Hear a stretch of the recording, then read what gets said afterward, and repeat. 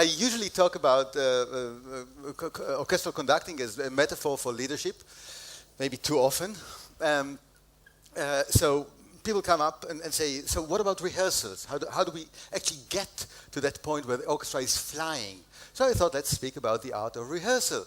But then, actually, thinking about it, I changed the title. I hope you don't mind. It's going to be The Art of Letting Go, which is, I think, the essence of it. Now, just to show you something as an example, since we are in Israel, we have two semi-Israeli conductors, not two Israeli semiconductors, two semi-Israeli conductors,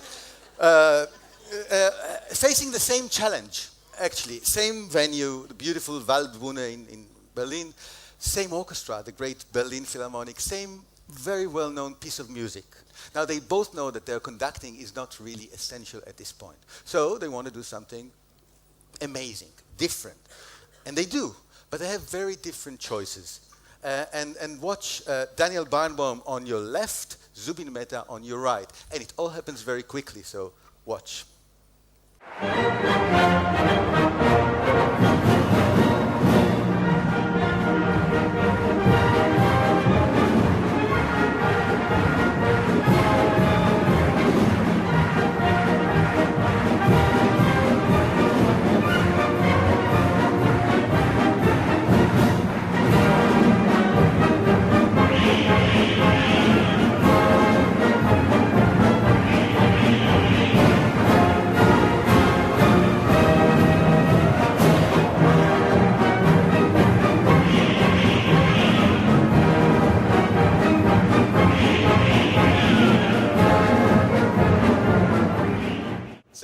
Let's talk about the two choices. Zubin simply cannot get out of the center.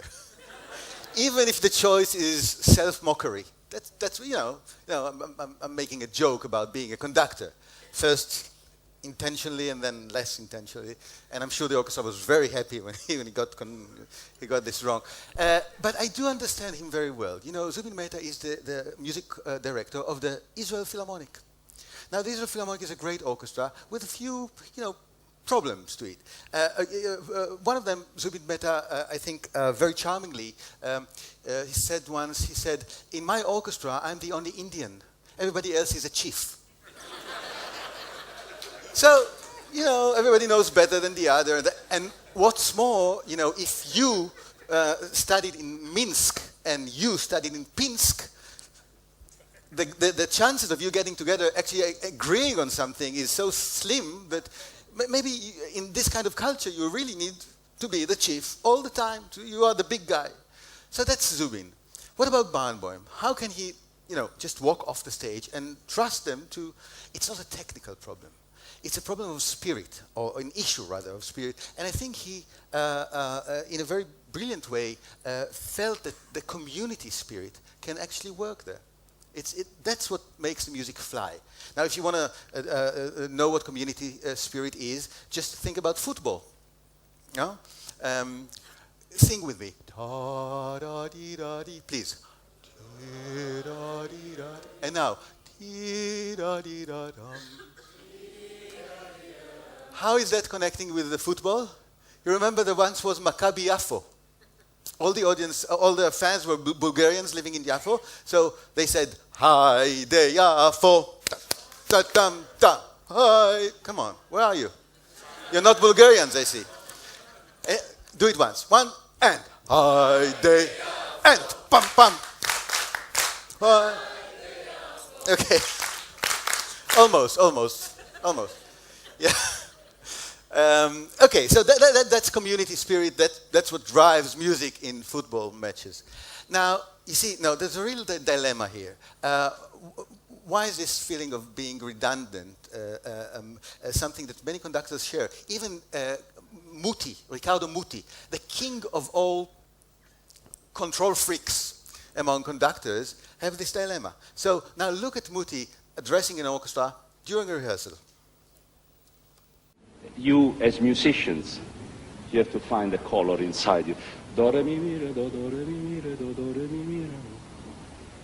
Suddenly, I can't do anything. I can try to make a beautiful face. I mean, that is impossible for me. More and more, I less believe in what the conductors can do, because this is a race that should disappear. Yes, of course. So following that, you must assume that he changed his conducting. He's very controlling conducting, and there's the conducting.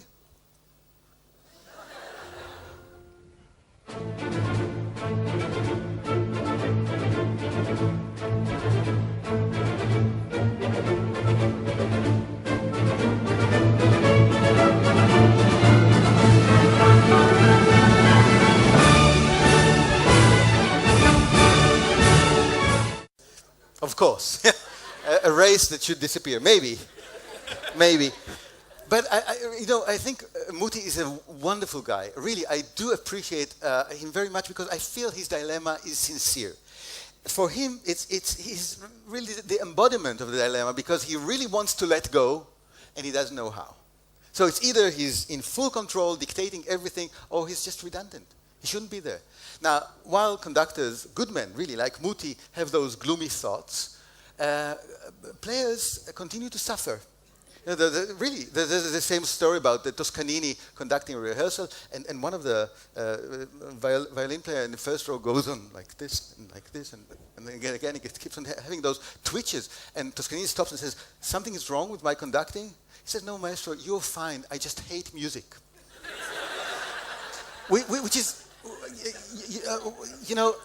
burnout rates. Teachers often complain about burnout. So teachers are okay, they suffer, but wardens in prisons, much worse situation, and orchestral musicians even worse. One of the, why? Some people often say it's like, becoming a professional musician is like marrying your lover. Well, I think it's really worse than that. Why are you laughing? Come on. It's very tragic, because I think institutional love is something very difficult. Orchestral players who really love to play together look for different ways of organizing themselves so not to get so much burnout. Just think, there's a story about a player in Muti's orchestra asked after a concert, how was the concert? So the player says, it was good. Could have been better, but he didn't let us. This feeling of being, no matter how far you can go, there's always a limit. Now, one of the ways they found was to make orchestras that can play without conductors. So look at this Orpheus Orchestra from New York. Listen to what they say about their choice.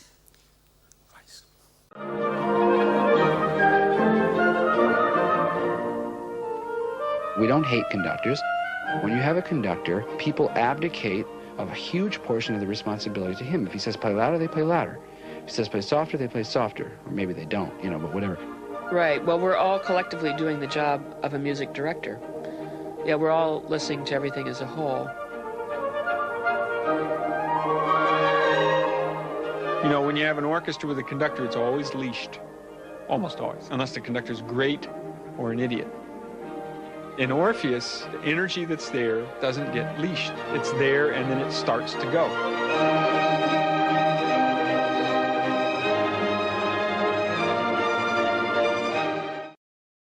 So, conductors, more an obstacle, but there's still hope. If they're idiots, then we have freedom from their control. If they're great, we have freedom to do something we cannot do alone. And now I want to talk about what conductors can do to unleash the powers of the orchestra. Now, the two traditional answers would be, one, they could be great trainers, like Georg Szell. Watch Szell in rehearsal, very efficient, great trainer, really.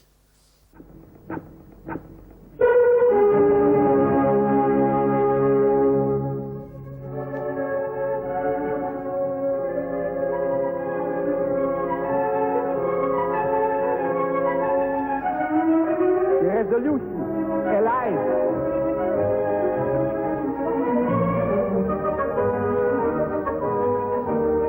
Suspense, no crescendo. Suspense, quick crescendo, yes.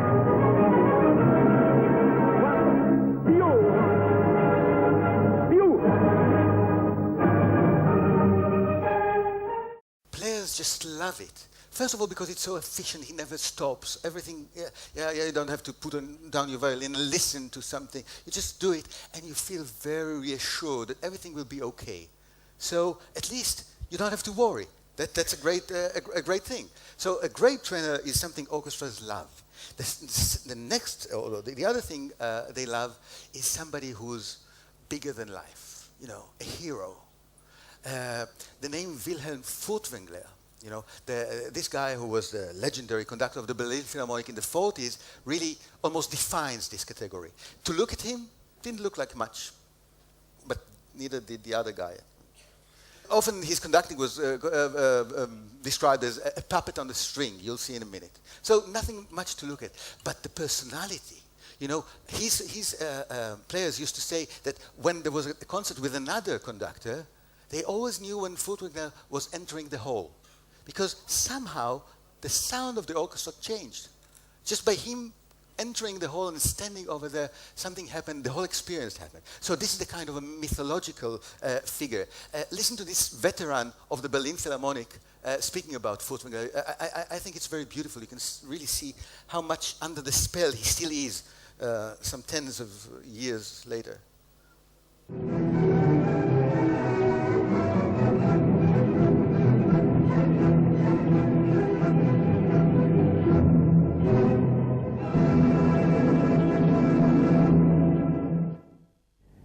Selbst den Klang so stark in sich trägt, dass den Klang bei allen so herausfordert.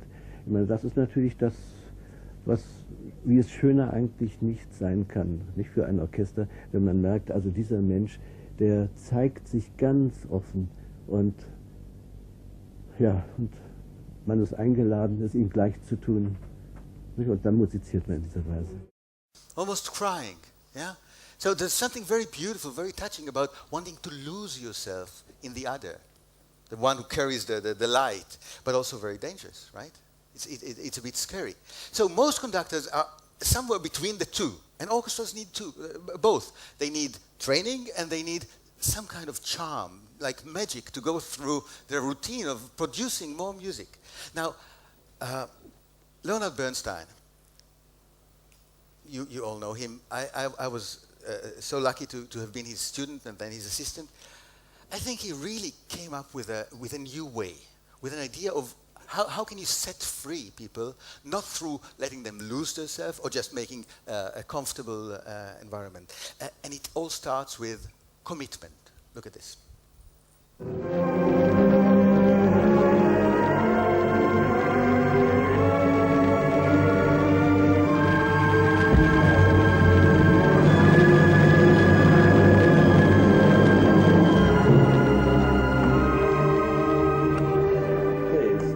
Must watch. It's so free. It's got to be like one person singing his heart out, and you're playing like an exercise. He gets very personal, very quick, right? You're playing like an exercise. This is a rehearsal. Isn't rehearsal supposed to be exercising? Exercising what? Now think. Now our goal, the product, if you want to think about it, it's not coordinated playing. This is taken for granted. It is the singing together, singing his heart out together as one. Now you may ask, as one? Where's the individual? Where's the individual? And here you'll see some more of Bernstein, but I want to mention another guy, not a musician. Abraham Maslow. You must know the name. Do you remember this pyramid of, what's on top? The hierarchy of needs. Self-actualization. I have news for you. When Maslow was very old, he added another layer to his pyramid. Like he built a duplex, So you know what he put on top of self-actualization? He put self-transcendence. So the idea, and I think it's shared by Maslow and Bernstein, is that in order to be a good team member, you have to have your own voice. Bernstein always insisted that players find their own individual voice, not as professionals, as human beings playing instruments in order to become. So that's one. You have to start with commitment, full commitment. It's not a professional exercise. It's something else. And then next stage is meaning. You have to bring people together around meaning. This next clip is an international youth orchestra. don't have experience, come from different parts of the world, never played together. Meaning, look at that. These dances are all performed by adolescents, so I guess a lot of you should know what I'm talking about. But think of that. Think of the times. I'm not just wasting words. All the times that we all experience in adolescence, and I remember like yesterday, when you're lying on the ground and it's spring or summer, and you lie down face down on the ground and you want to kiss it. You watch the grass grow. You listen to the grass grow and you want it just to enfold you. You've all had that experience. You're lying near a tree trunk and you want to take it in your arms. That's what that downbeat is, okay? Too much talk. You see, through metaphor, you create a shared meaning. Now, the metaphor has to go well with the audience. He actually started with other metaphors, getting to this one.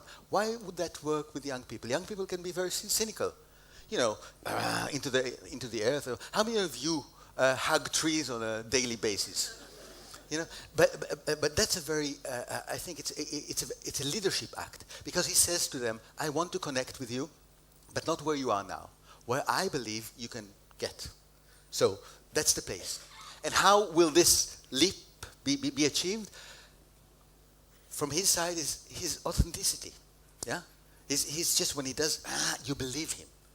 So that's the fuel to make this to get to this new mental level. So it's meaning through relations. I recognize you. I recognize your abilities. I believe in you. I give you this credit that you can be there. So now, commitment, meaning, relations, all sum up to identity. And look at this. You're going to enjoy it.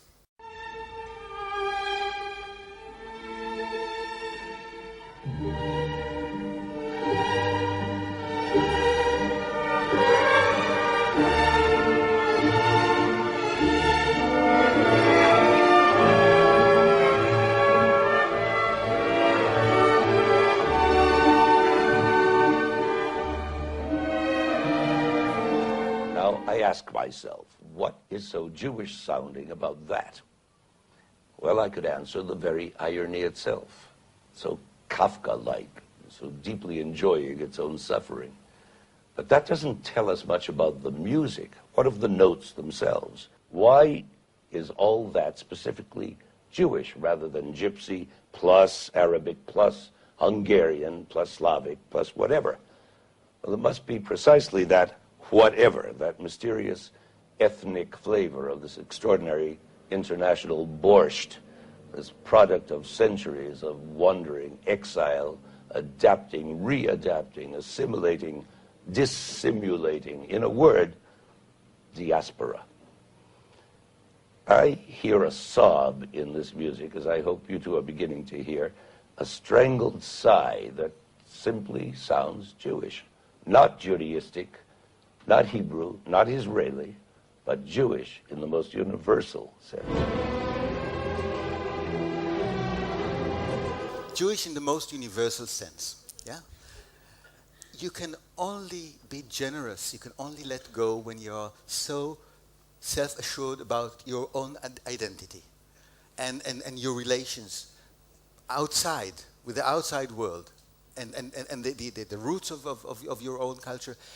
And when music becomes a worldview, not playing for the sake of playing, but playing for the sake of delivering a universal message, that's when music can fly. Thank you so much. Thank you.